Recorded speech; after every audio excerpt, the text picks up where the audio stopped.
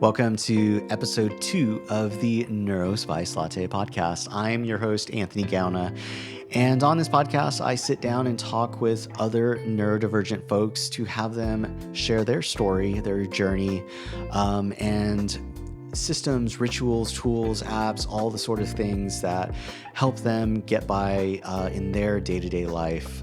This is just a way for us to build community. I know when I first found out I was neurodivergent, I was realizing that I wasn't alone out there like I always thought of, before being diagnosed. And so I wanted to find ways for other people to share their stories. And anyway, we'll jump into this episode. In this episode, I sit down with Nick Ovalle. He is also a YouTuber as well. I really enjoyed this conversation. This is a brand new venture for me, and so I was very excited to make it to episode 2, and I tried to do my best for the second episode. And let's just say I did the best I could. So my camera, I noticed after we finished recording, my camera, or at least my camera angle, was completely out of focus. And so I'm not quite sure if I'm going to completely edit out my video or just stick to a different angle. But I just please ask for your grace for this episode. If you're just listening on audio on Apple or Spotify or wherever, this doesn't pertain to you. But for those of you watching on YouTube, this is my second episode. Please give me some grace. But other than that, we'll dive into my conversation with Nick Ovalle. All right. Well, thanks for coming. I appreciate you being here. It's been a long time since I've seen you. Yeah, it's been a while. For those who don't know, I just learned this recently. I photographed Nick's wedding 14 years ago. Yeah. It's been a long time. Yeah. And hadn't seen you in, 8 years, I think is what we said? Probably, yeah. Something like that. Yeah. But, I appreciate you being here. Yeah, thank you for having me. Okay, so tell us a little bit about yourself, quick intro of yourself, and then as well as what type of neurodivergence you identify with, all that. Yeah, for sure. So I'm a type 2 inattentive neurodivergent. And the thing with that is I didn't realize I was neurodivergent until I got to the chief marketing officer status, because I felt like I could just crank out work so quick.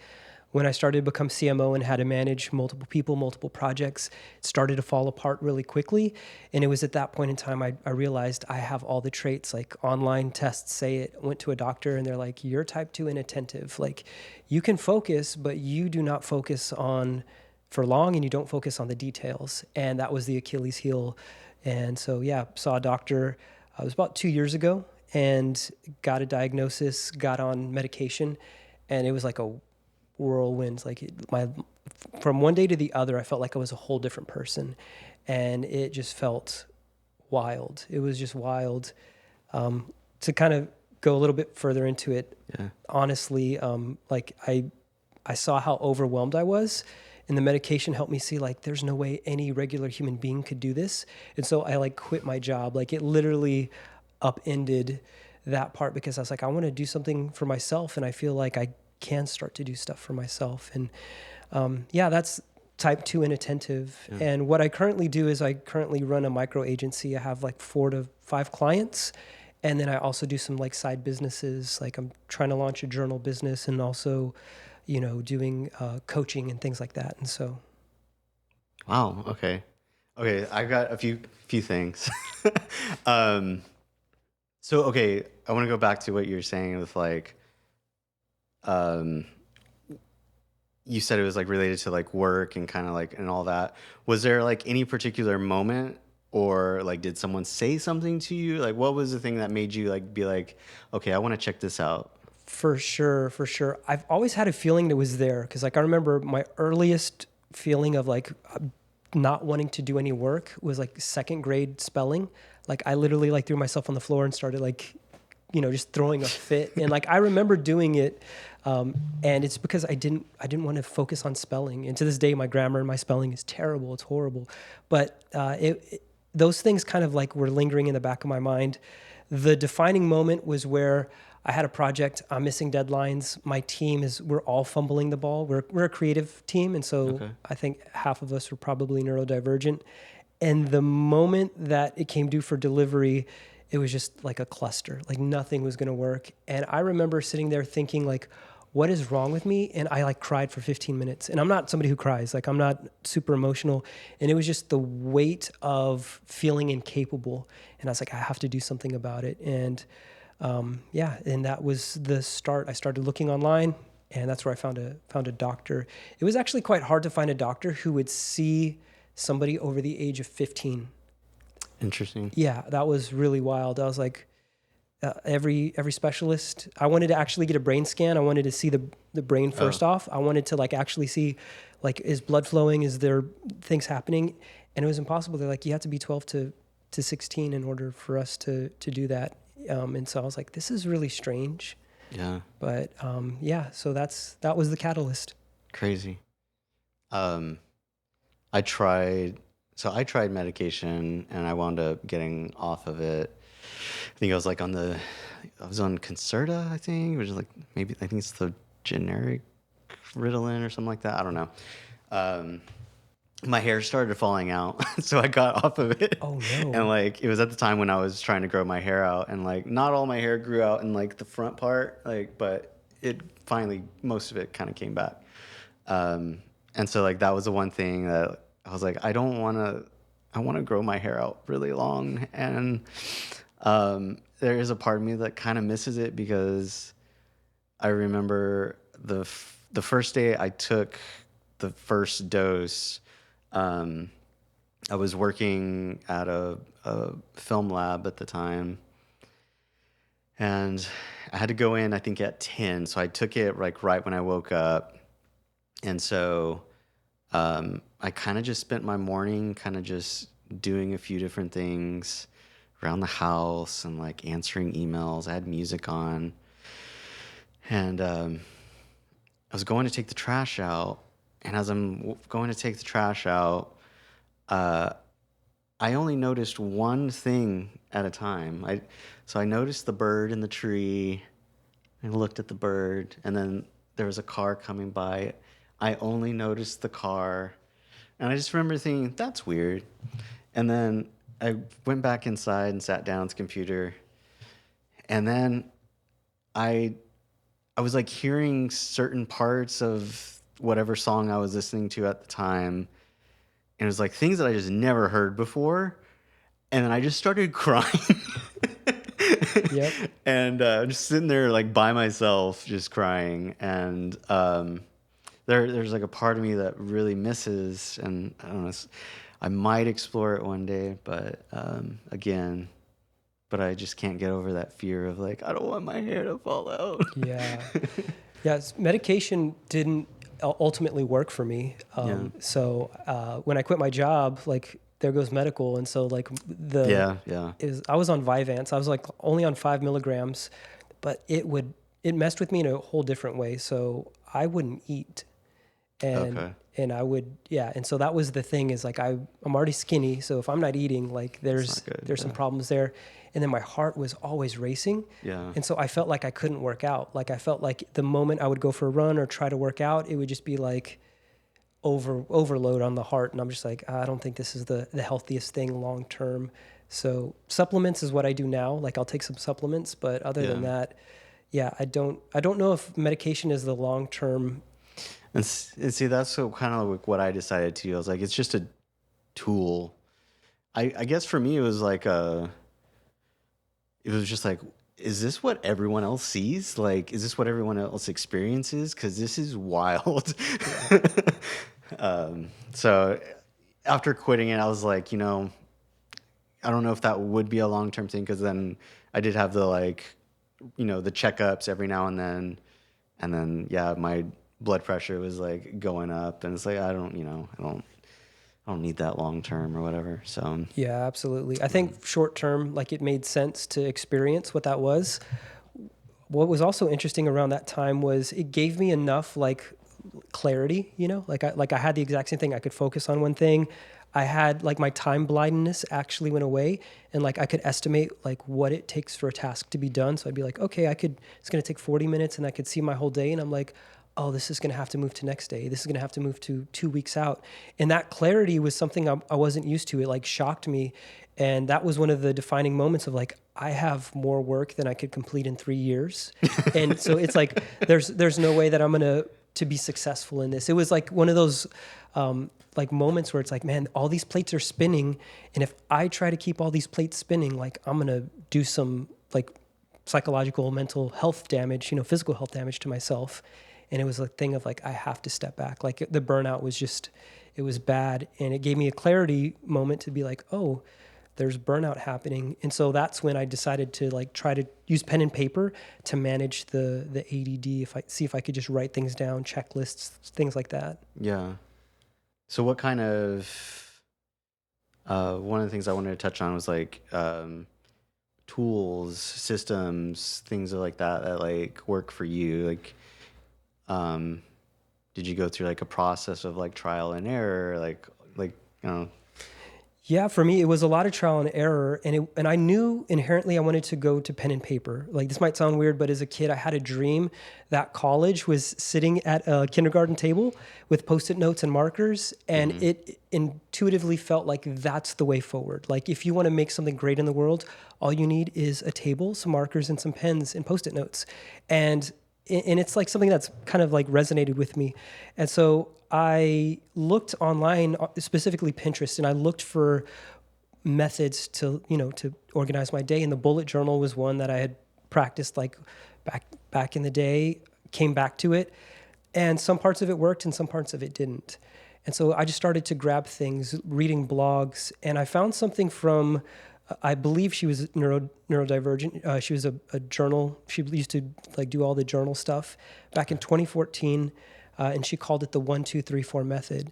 And this method completely changed my life. And the reason is because you have organized into these columns of how you tackle your day. Like the first thing you do is anything that's quick and anything that the fast-paced stuff. So you get those little wins under your belt, and that makes you feel good. So you're getting a little bit of dopamine. The second is to do personal or environmental. Like, do I need to, the personal tasks to take care of myself, to make sure that I'm healthy, that I'm eating. And then the environmental, to make sure the environment around me is clean and like I'm vibing with the spot that I'm at. And then the third is the deep work, the time where you have to set aside and be like, man, I just have to focus. And for me, I can't focus more than 2 to 4 hours. And I know if I have more than that on my agenda, like I'm gonna have to move it to the next day. Okay. And then the fourth one was for fun. And this is where things started to get really cool, was I started to think, what is gonna be fun and how can I add that to my day? And it started to create this well-rounded life to where I felt like life is worth living. When before it was horrible, it was a drudge. I like would pick myself up every morning and be like, do I want to live this life? Getting in the shower, like opening the shower curtain and seeing the shower, I was like, man, do I really want to start this day? And it changed from that, like pretty much my whole adult life, to like, I'm looking forward to these little micro moments of fun. So the 1, 2, 3, 4 method. 1, 2, 3, 4 method. I like that. I feel like I'm trying to go through something similar, because I go through these periods where I will I'll work so hard on something, whether it is out of necessity or some like just a project of mine, and I'll work myself to the point where I'm just done. Like I just don't want to do anything at all. And also trying to strike this balance of knowing I need to do things for fun, but then if I do too much fun, and then I go through this like spiral method of like feeling guilty for doing fun things, or like spending too much fun time and not getting enough things actually, done. And so I've been trying to, instead of like the fun aspect, I've been doing I'm just gonna have a slow morning today because I can, and like just sleep in. Because normally, like I just want to get up and just start doing things. And so like for the past few weeks, I've been kind of like sleeping in on on the weekends, and just doing stretches and like meditating. I have this like goal of mine that I just made last week. 'Cause my wife was like, "You've been like stretching for like 2 hours," and I started as like I was doing morning stretches, and then I was thinking about like I want to touch my toes one day. I've never been able to touch my toes. That's And then I cool. went down this like rabbit hole on YouTube of like looking up like what are the type of stretches to like start doing. And so she's like, "You've been stretching for like 2 hours." And I was like, "I want to learn how to touch my toes." That's so good. um, so I haven't got there yet. But so anyway, I guess kind of similar is like maybe it's not like fun stuff, but it's like, okay, I'm trying to just like go easy on myself and like go slow and take care of myself and not feel guilty when normally I would. Um, but I like the fun aspect too. I just haven't figured out how it works for me, because if not, I'll just go off the rails and just hyper focus on and only want to do something that is only fun and not do the hard stuff. But I agree with you. Like, it took me a while to learn you do the easy stuff first, the quick, easy things, and then you get to the hard stuff. That works for me too. Yeah, Yeah. absolutely. Yep. I think meditation is huge for anybody who's neurodivergent. And the reason is like what it does to your somatic, like the somatic integration of your central nervous system. And I think like we just run on a frequency where we're just constantly going, and that just really stresses out our central nervous system. And so it's easy for us to get into fight, flight, freeze, or fawn. And meditation just slows that down. It's kind of like the medication where like Yeah. it slows down to where you are only seeing one thing, you're only focusing on one thing, and then training that focus over time. So breath work is, I do that religiously. Like it's part of my morning routine and habits, because I know if I can get protein, if I can get meditation and maybe like light stretching to a workout, like my day is good. Like I won't have a bad day. But if I miss those things, Yeah. I'm more likely to go off the rails. I don't like meditating, and I don't like how good it makes me feel afterwards. It's just like, why do I fight doing this? So I kind of bounce back and forth with meditating, but like, man, it really does like calm you down. And so I that's something I'm trying to get better at too. Do you have like do you do it like at any like certain times of the day, or like what type of like meditating, like what's your like how do you go Yeah. about it? So for me, I have like, I call it 7 box. And so my 7 box is my morning routine. It's the 7 boxes I like to check in order to make sure I have a good day.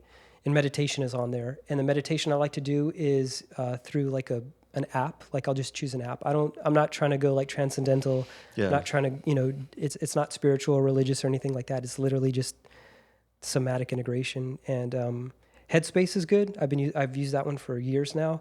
But Brain.fm, I really love Brain FM. I use that for if I need to sit down and focus on work. Yes. That's I haven't heard a lot of people talk about Brain.fm. The It's binaural really good. beats. Yeah. Oh, dude, that's You throw on headphones and I'm just like zoned in. yeah. You lock in. I've been using a little bit more than Brain FM lately is Indle. And it's more of like, I think it's just like AI sounds. Like it's not even like binaural beats, but it's just like ambient kind of sounds, and it like syncs with the weather and like your watch and like heartbeat. And What? so That's crazy. it'll kind of like tune the frequency to like meet you where you're at, and it's got different like modes. So it's got a focus mode where like it's got like a beat and it's kind of like just real steady. And I'll also use that too. So I kind of bounce, if I'm sitting down to work on something, the hard part with like editing video is I can't listen to music. And so that's been my main struggle point with editing videos. But if if anything else where I need to focus in, one of those two really helps me. But it also has like a relax mode, a wind down kind of where it's a lot more of a calm kind of sound. If you want to go, it's got like an exercise mode basically. I think it's called like move. So I'll do that if I'm going out for a walk or something. Sometimes, most of the time I'm listening to a podcast, but and the move one is the one that's crazy because as you start either like walking a little bit faster or like your heart rate kind of it follows it. It's kind of crazy, but That's cool. What is that called again? it's called Indole. Indole. Okay. Yeah, it's a cool one. And then I've been recently listening to their sleep one when I go to bed, and I haven't quite. It's been putting me to sleep really quickly, but the problem is I don't like sleeping with the AirPods in my ears. But it's usually hard for me to fall asleep, and it's been helping me. So I don't know. But anyway, that was a. What were we talking about? I was going to ask you about something else that you mentioned. We were talking about meditation and apps. Well, you just to interrupt real quick, you talked about not being able to like have the binaural when editing, and mynoise.net is on like it's just a website. It's absolutely free. Okay. And so you could do two modes. There's like the just normal binaural beats, but then it has 40 hertz, and 40 hertz kind of like disappears in the audio range. Okay. So it still does its work, but you don't hear it as much. So that might be good for editing because it's just the sine waves, just the carrier waves. Okay. So that's really cool. So you don't have to have the music, so you can still edit and focus. And so that's been my go-to because I know for editing, like you can't have music on music and people talking. Yeah. Ooh, I'm going to try that. Okay. Yeah. I'm going to try that when editing this. Okay, the other thing you mentioned, something about like 7 things. Yeah, the 7 box. box. What's that? Yeah, so the 7 box is I don't start my day until I hit all of these 7 things. So the first one is to work out. I don't get that one every day. If I can get 4, then I'll move on to the next task. So it's kind of like my Legend of Zelda, like you know what I mean, like my video game to get to the next level. And so it's workout. It is shower. It is meditate. It is fuel, and by fuel I mean like a good protein breakfast. Read and journal. So I'm missing one, and the last one is deep work. The last one will take me into 1 hour of deep work. Like I make sure to tack that on at the very beginning because my day, if I start the day and then I do the deep work task that I need to do, it helps. And so, the journaling is essentially like I just kind of go through like morning pages, you know? Where it's just like a free form. You just write. Is it like a certain amount of time or something, or is it just to where I feel it? Okay. Yeah, it's the vibe. If I catch the vibe, I'll go for 3 pages if it's a paragraph. And then I get on Pinterest and I look for something to draw. And like this is part of like that fun. I'm not good at drawing. I'm not like an artist. That's not my vibe. But what I find is it's whimsical and it's just like, I enjoy it. Mm-hmm. And I'm seeing progress. I'm seeing myself get better. And so journaling has kind of turned into this bit of just a quick release. You know what I mean? So that way, like it gets the headspace clear. That's cool. Okay, say if you don't hit, you said if it's like 4 or something, right? 4, yeah. Say if you don't hit 4, does that ever happen? Yeah, today is one of those days where I did not hit 4. Yeah, I did not work out. I did not meditate. I did not do any. But normally, I track my habits in my journal, so I see like 90% of the time I'm hitting it 4 to 7. Today was just one of those days where it just didn't allow for it. And so it happens. Just got to roll with the punches.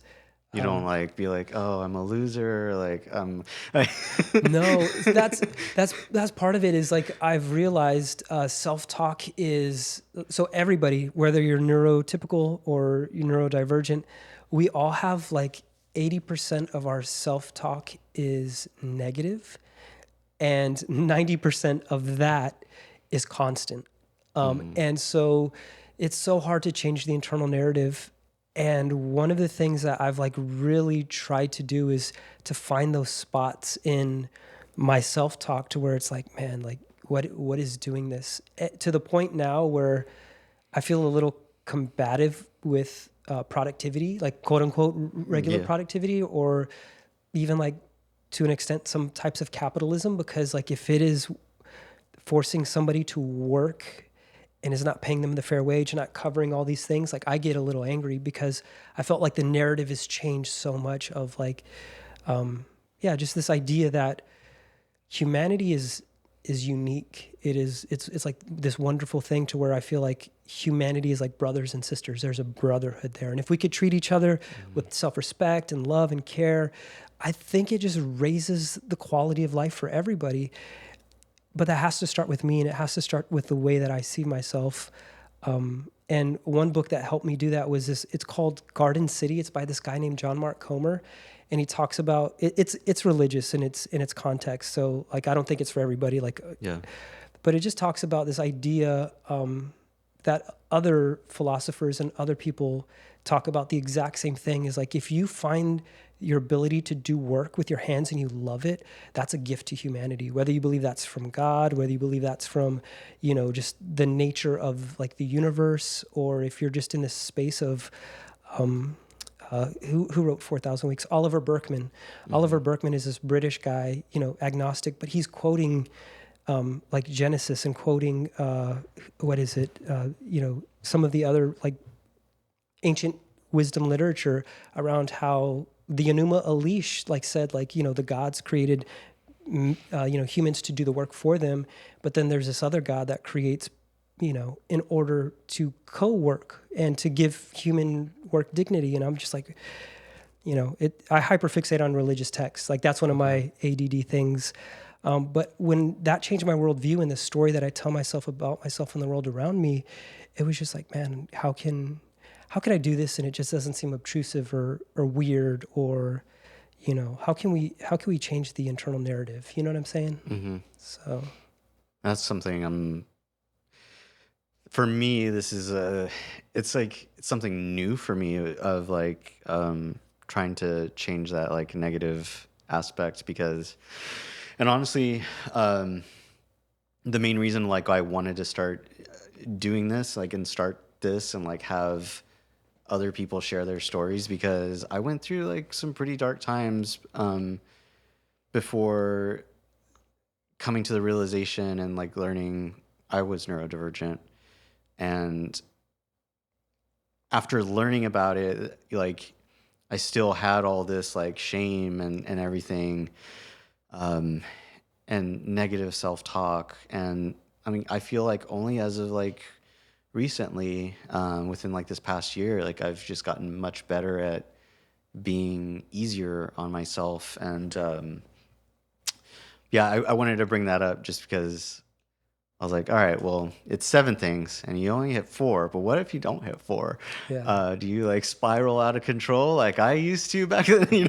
Yeah. Well, I find the shame conversation really poignant because as kids, we would try to keep up with others, not knowing that hey, we have a different structure, Yeah. And then the other thing is, because we're dopamine deficient, we're going to chase cheap dopamine. And a lot of those things, if we allow ourselves to continually chase cheap dopamine through whatever the avenues are, internet, food, social media, there's so many different things that could leave us more depleted. So we'll get a big burst of dopamine, but then we feel like trash afterwards. We actually feel like trash because the reserves are gone. And so it really begs the question of as neurodivergents, we have to work 4 times as hard to get half the work done of what a neurotypical is.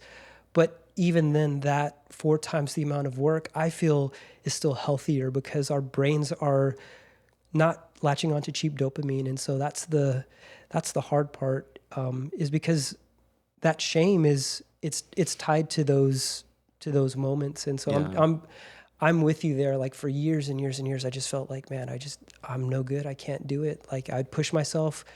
And it wasn't until I heard somebody say this, if trying hard works, it would have worked by now. And I'm like, okay. I like that. Yeah, and so it really brought on this idea of slow productivity. Like I mentioned Oliver Burkeman, 4,000 Weeks, and his thing is like, what are you going to do with the totality of your life? And it was just one of those questions that hit me like in the gut of like, I am trying to perform to society standards. I'm not gonna win playing that game.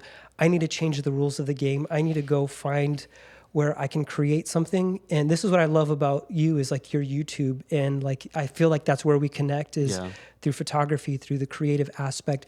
We're creating so much value for people. And this is not hard. This is not difficult at all. But we don't value this as a society, but when this really helps. And so it's like, how do you healthily like monetize? How do you healthily create business around that? And so that's one of the things that I want to try to explore in the future is like, how can neurodivergents create thriving, successful businesses that allow them plenty of time to where if the brain's not going to work, it's not going to work, and that's fine. So yeah. That's awesome. Yeah, sorry. That was a tangent of something else we were talking about. But I love tangents, and I'm actually quite surprised that I've been able to like stay like on task and focus, because normally I'm all over the place. I'm like, what did we talk about? There's a few things I wanted to like touch on. So like you had, and I guess it's kind of similar to what we were already kind of talking about right now, but I think you had mentioned it when we first started, but like burnout, like you said you went through burnout. I was curious, like what was it like? What, you don't have to say like what it was, but like aside from that story, like now that you kind of have experienced it, do you do things to like make sure you rest and like don't reach that point? Like, and like what types of things do you do? Yeah. So burnout was from work. It was 100% work. And the burnout was starting to creep into my life outside of work, where my wife wasn't liking me, my kids weren't liking me, like I wasn't liking me.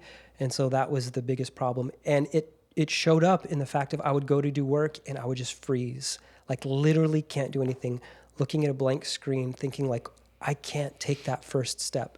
And so that was like for me, the sign of burnout. I was waking up at 3 a.m. every morning, and the 3 a.m. wake ups are from cortisol. Like my body was just producing so much of the stress hormone that I couldn't fall back asleep. So I'm waking up at 3 a.m., can't go back to sleep, and I'm starting my day at 2 or 3 o'clock. Ooh. I am not eating, and this is before medication. I'm having like 2 to 3 cappuccinos a day, not having any food. And then at night, it's like 1 or 2 or even 3 whiskeys, like, you know, just to kind of put me to bed. And it's just like a unsustainable, unhealthy lifestyle that was rooted in I can't perform at work. And all those things like started to decrease the blood flow even more. So burnout just built more burnout. Yeah. So that's what it felt like. And it wasn't until on medication, I'm like, I need to step away completely. And so the sad part about that was for about a year, I didn't work. I was still like doing things for like some clients, like my own personal clients, but I didn't have like a job. And so there was just days where like my 7 box was the thing that I focused on because I needed something to latch onto. And it took about 6 months of just reconfiguring my central nervous system because I felt like, oh, something's due. I have to get something done. It was just this overwhelm. And not until like the 7 box was my coping mechanism with meditation to where I'd be like, I don't have anything to do. I could go for a walk. I could go enjoy myself. That aspect of fun started to come back into life. Like video games, like it was something I didn't touch for years. I was like, dude, I'm going to go tackle Tears of the Kingdom because I want to just, you know, play some video games. And so I gave myself a lot of time and a lot of space to recover because I heard of some people who never recover from burnout. Yeah. And I was like, I just need to give myself ample amounts of time and space. And luckily we had enough saved. We had enough to get to that place to where I could healthily say, I want to do this again. I want to like pursue work like in a meaningful way. Dang. Yeah, I feel like I would still go through the maybe like mini bursts of burnout where I just, not like I'm aware of it after the fact. And like sometimes it's more of this is just out of my control. Like these are life things. And so I've just been more so trying to focus more on like, okay, what am I in control of? Mm-hmm. And it'll be just fine. It'll be okay. Along those lines, like I've noticed that there's a freeze that happens, but then there's sometimes where like a break is just needed. And for the longest time, I couldn't tell when a break was needed and when freeze was happening until... What do you mean by freeze? So freeze is where it's your central nervous system's response to where you're just like, you don't do anything. Like it's literally like you're frozen. Okay. And you can do that with social by just like going like, the motion with the thumb. But there are some moments to where, do you ever just like stare out of a window and you're just there and you're just, nothing's going on. You're just like, it's all in the head and you just realize you've stood there for like 6 minutes. Have you ever done that before? I do that a lot, but that's usually when I'm thinking. So even my wife still hasn't gotten used to it. Because I do a lot where I will just like stare out the window. Mm-hmm.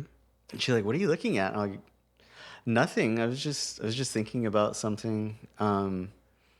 But like for me, like the freezing aspect, I would more so call it like, for me, it'd be like more of a shutdown where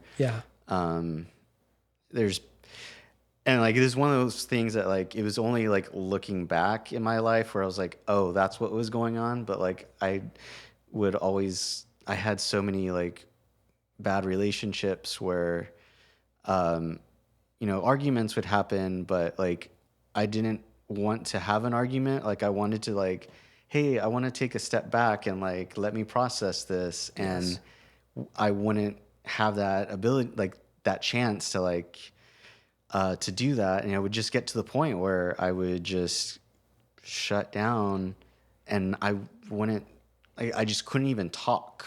Yeah.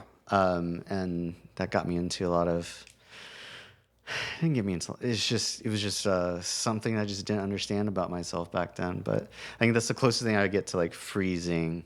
Yeah, that is the shutdown, the freeze mode. And that's really typical for neurodivergent, because we need time to process. Yeah. And those emotional, like when you have high emotional and high volatile spaces, like that is something that could set us like in a, and that's the proper thing to do, is like to shut down your body, and your brain's protecting yourself.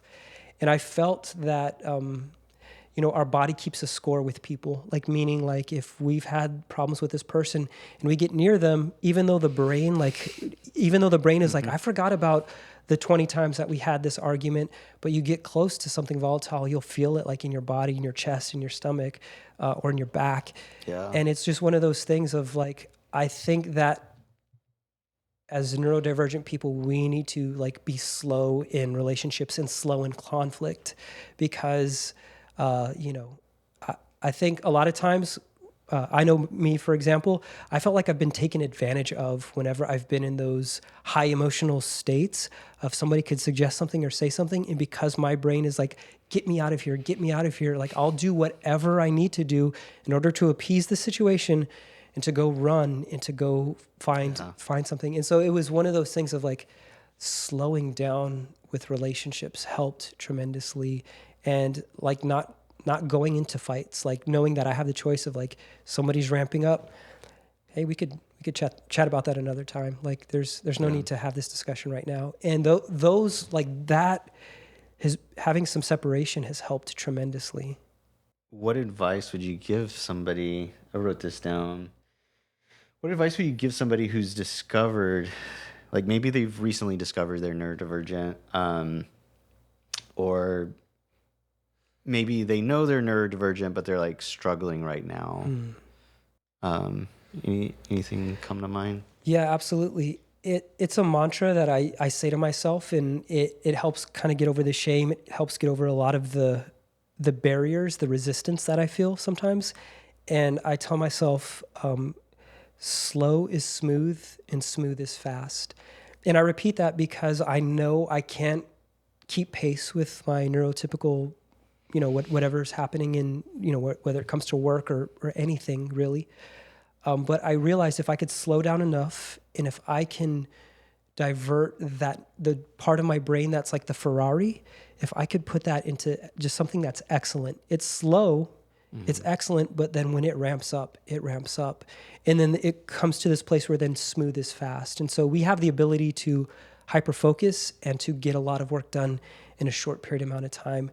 And so what I'm cool with being slow, because like a Ferrari, it'll get up to a speed and it'll just go past everybody else. And so that's the thing that has helped me tremendously, is that you don't have to put these limitations or these expectations upon your shoulders of like, I have to do it like this. You don't. Life is beautiful in the fact that you get to live the life how you choose to live your life. And so that's the mantra for me, is slow is smooth and smooth is fast.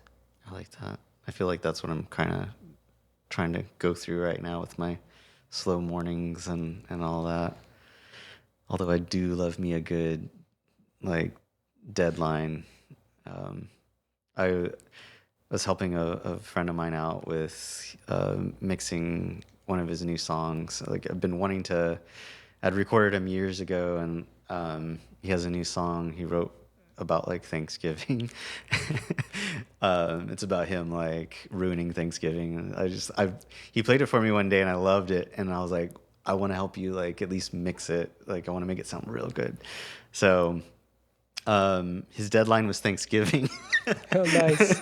And so like we wound up spending the past few weeks kind of like recording a few bits and pieces, and then slowly mixing it. And then yesterday was the deadline, because in my schedule it just wasn't a workout, and then in his schedule too, and then Thanksgiving.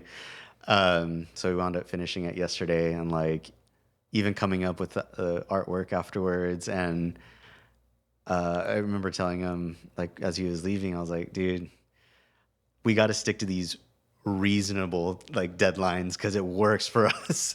Yes. Like not the like unreasonable where it's like, okay, like we got to do this tomorrow. And it's like, well, that I don't know. But anyway, I love me a good deadline. I think you maybe have kind of like touched on this, but like, okay, for the neurotypical people out there, what is something that you wish, or that would help them kind of understand us a little bit better? Yeah. Our quirky things are actually like a scaffolding, because we need something to hold us and prop us up, like mentally, from the outside. And so when we ask for things that like seem really like, that's trivial, that's weird, that's a little over the top, that's a little too much, why can't you just hold that in your brain? We need that scaffolding. We need that lattice work that allows us to climb up. And it, like we're like little vines. Like neurodivergents are not like trees. We're like the grapevine. And so we have to have the external. So like the time timers, the writing on the wall, the Post-it notes, the sticky notes, the things have to be outside of us before they can be inside of us, which is wild, because it starts here, has to come out, and then it has to go back in. So while neurotypical people can do that all in their brain, we're different. We have to get it out there. And that's why we're so, attracted to arts and things like that, and why we make things like artful when we do our scaffolding, whatever that looks like for us. And so I would say to the neurotypicals, like, try to, as much as you can, abide by your neurodivergent coworkers and friends who are asking you to do something a certain way. It helps them, and again, it'll speed up the process for you and them if it's a working relationship. Yeah. What is like the most, whether it be quirky or like unhinged thing that like either like is something that works for you, like is like, this is really stupid, but this, if I do this works for me, or like, I know this is really stupid, but this just does not work for me. So like, for me, like I could say two things right off the bat. Like, so like me with laundry, I had to ask my wife if it was okay if I just threw all my dirty laundry into a pile into our closet, because if it's in the laundry hamper, I won't know if I've ran out of clothes, and I'll just forget to wash the laundry. I also have like some shirts I don't want to dry, and and I got all these different things. And so she's allowed me to put my dirty, as long as it doesn't smell really bad, I'm allowed to put my dirty laundry in a pile in our closet. And that way I can visually see, oh, that's getting pretty big. I better go do the laundry. And then I have like another thing too is if I were to wash everyone's clothes, I won't fold my clothes. Like I just won't do it. And so I now have this like weird system where I just do my own laundry and I pull out like my shirts and my shirts go here and then like my jeans go on this shoulder and I just kind of like carry everything like I do with the groceries when I'm bringing it. Like I just want to do everything all at once. So I've got that system. And then like a few days ago, this is very recent, right before I was taking my son to school, I walked in the kitchen. I was like, hey, are you ready, dude? And I see him pouring milk into our electric kettle. And I was like, wait, what are you doing? And he goes, I'm going to make hot chocolate. And I go, you can't put milk in there, dude. And he's like, well, mom does it. And I was like, no, she doesn't. I was like, you can boil water, but you can't, or you can boil milk, but you can't do it in the kettle. And he's like, well, mom does. And so we were just like going through this thing. And so like I pull up like a Google search. And I'm like, look, everyone says like you can't do it. And then he just kept being persistent with like, well, mom does it. And I was like, look, don't do it. And like I walked out and then I hear, Oh, no. And so I go back in and I was like, really? He goes, it's going to be okay. And I'm like, dude, like, and it just kept going and going. And I was like, dude, you need to just turn it off. So he turns it off and like he pours it out and then he sees that it's kind of like burnt in there. And I was like, I'll see you, when I get back home, I'll try and like clean it. So anyway, it wound up being ruined. But I say this story because I wound up becoming, because I have trouble falling asleep at night. And so that's why I mentioned like the whole indole thing. But like one of my little routines that makes me feel good and cozy at night is like I like to make sleepy tea. Mm-hmm. So that's been one of my favorite things is put the kettle on and like pour it. It's just like a whole little routine for me. I like it. And so I was just so upset that the kettle was broken. And then my wife was like, it's going to be all right. Like you can still boil water. And I was like, no, I can't boil water because got to get the pan out. And then you got to pour, like, how much do I pour into the pot? And then from there, like, I need to watch it. And what about pouring it into the mug? Like, it might spill over everywhere. Like, what if it burns me? Like, and she's like, calm down. And so, like, now, while we don't have a kettle at the moment, I'm not drinking sleepy tea, even though I could, just boil it. But that's just like way too difficult. It's just like all the different steps. So those are my my weird ones. But like, do you have any? I'm sure you do. Yeah. Not that I. Yeah. So sorry. I'm like. No. What's funny is your wash, like your clothes routine, is almost identical to mine. That's funny. Like I have it's a laundry bag in the closet to where I throw it in there, and when I see it gets puffy, I'm like, okay, it's time to take it. It's that, when it looks like the Stay Puft Marshmallow Man, I'm like, let's take it down. So that is the exact same thing. And I only do my own laundry. Like I don't do anybody else's laundry. Like I'm like, it just helps me. That's what I can do. It's what I can keep up with. So, yeah. And I've been like that since I was probably 12 years old. I remember my mom like delivered my laundry one time and I was like, this is wrong. This feels weird. And since like 12 or 13, I've had that same laundry routine. That's crazy. Yeah. And like on a productivity side, I use 3.5 cards. So I'll write ideas on 3.5 cards and then I'll stack them together. And I love the 3D spaciousness of it, of like, oh, I had this idea. It fits with this idea. It also fits with that idea. And then I'll put them over there. And then I'm like, but it also fits. And so like, I love seeing the web of things. So 3.5 cards takes the ideas out of my brain and puts them on a table. I have like an analog desk to where it's like no digital things touch this. Like, do you use like the Ugmonk stuff? Are you one of those people? I do have Ugmonk. I don't. Their stuff looks so beautiful. It is but like, beautiful. It's so expensive. Well, that too. I'm also just like not an analog person, so. Yeah, I do analog cards. They're just normal 3.5 cards that I get from like a Office Depot or whatever. Okay. And then journals, pen and paper, like that's my jam. But I do snap those things and I'll put it into AI, or I'll put it into like hand recognition software and be like, hey, turn this into something digital. So I am not against digital in any way, shape, or form. Actually, digital is just my last step, meaning like I try to think clearly on pen and paper, and then when I come to the digital space, it's like I'm going to tell the digital space what I want it to do for me.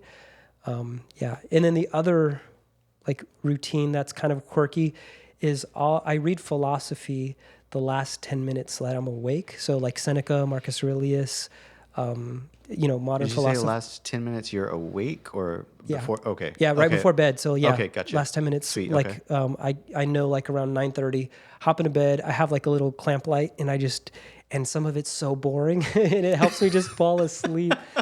Some of it's great. Like I love it, but some of it is just like, just trying to go through it. I'm just like, whoa. And so it really helps me. I've read a lot of philosophy, like, maybe this past year, like 6 or 7 pretty decent books.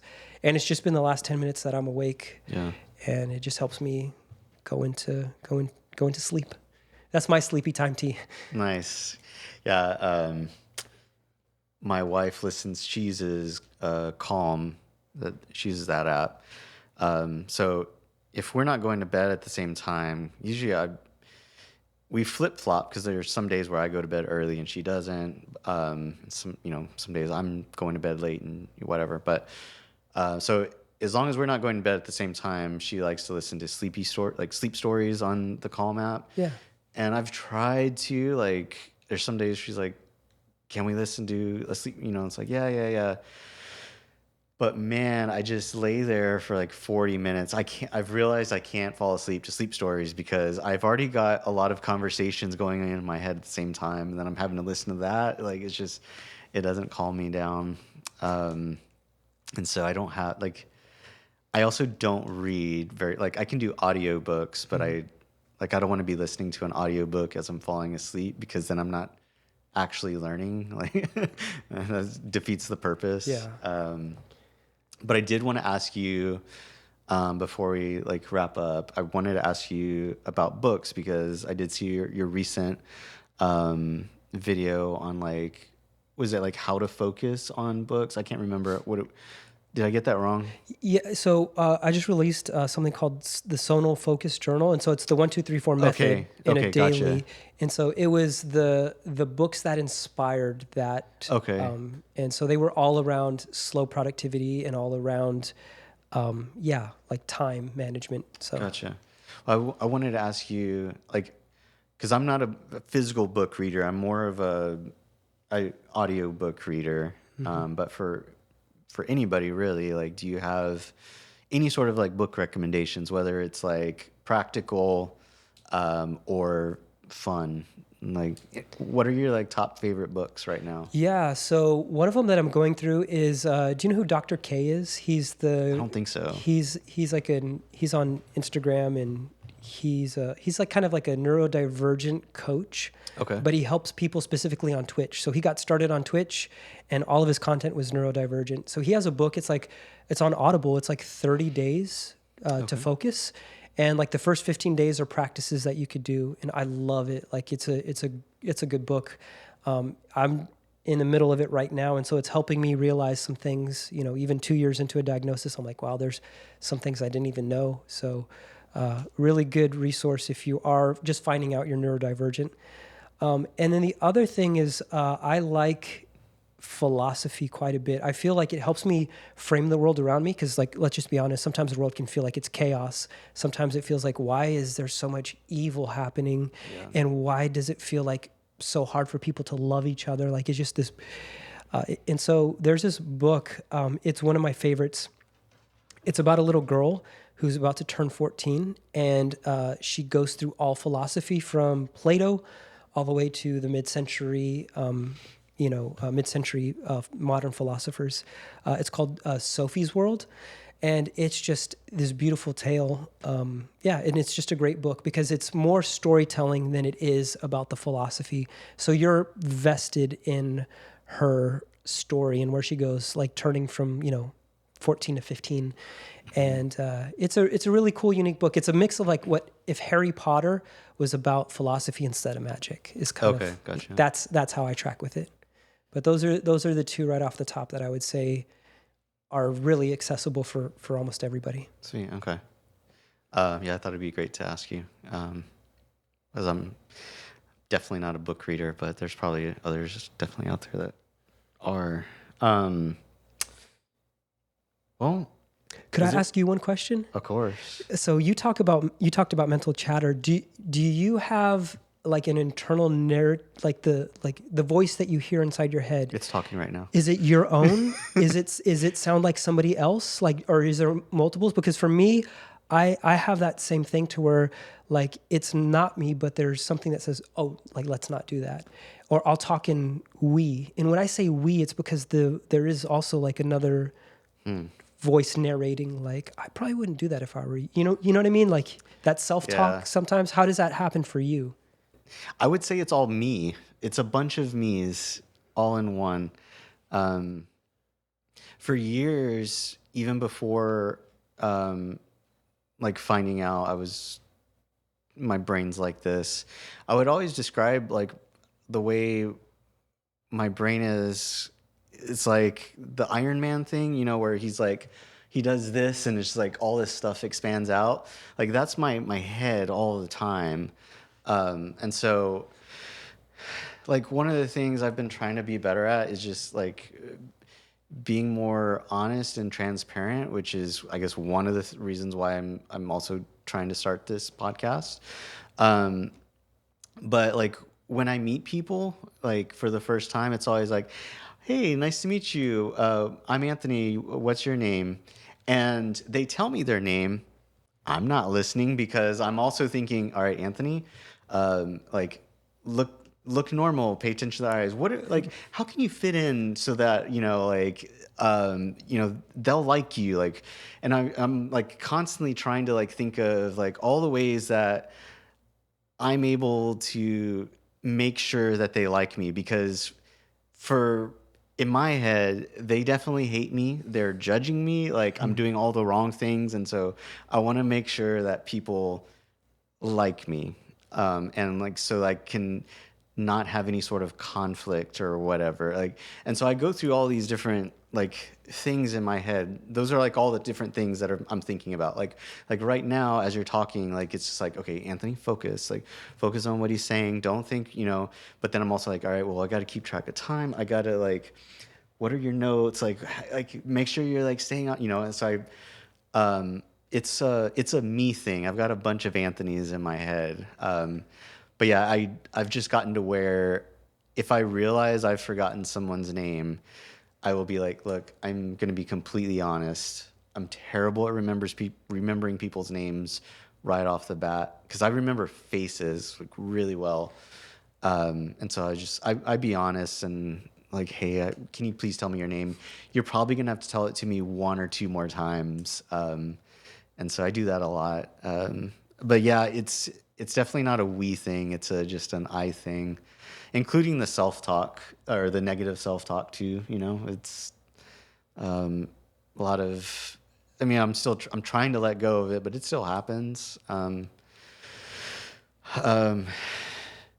forgot where I was going with that, but that's cool. I feel exhausted. Like all my Anthonys were like running around right now. Yeah.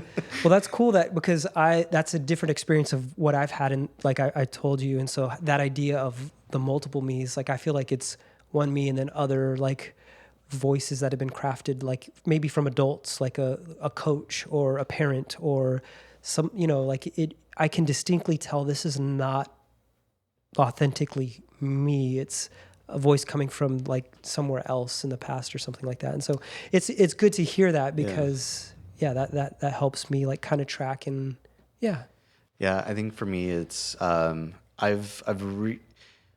I pushed back on it initially because for me it was the ADHD that I originally, like, that's what I sought out diagnosis for, and I definitely have ADHD, but I actually relate a lot more to being autistic, and I didn't get like an official like diagnosis, but I relate to that a lot more than the ADHD. But like they're just always like fighting each other, and so like I really love routine and structure and organizing things, and like if plans like just change, like I lose my shit.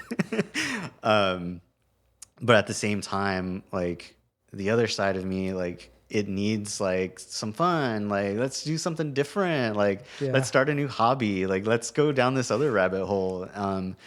But the whole, yeah, like I've always felt like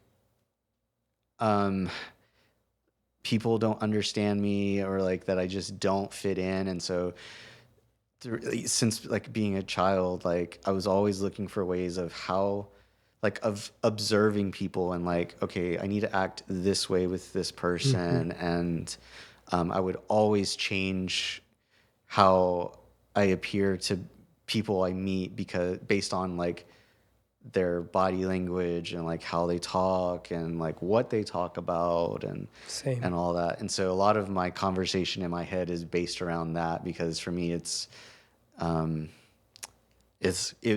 always been like a way of survival for me.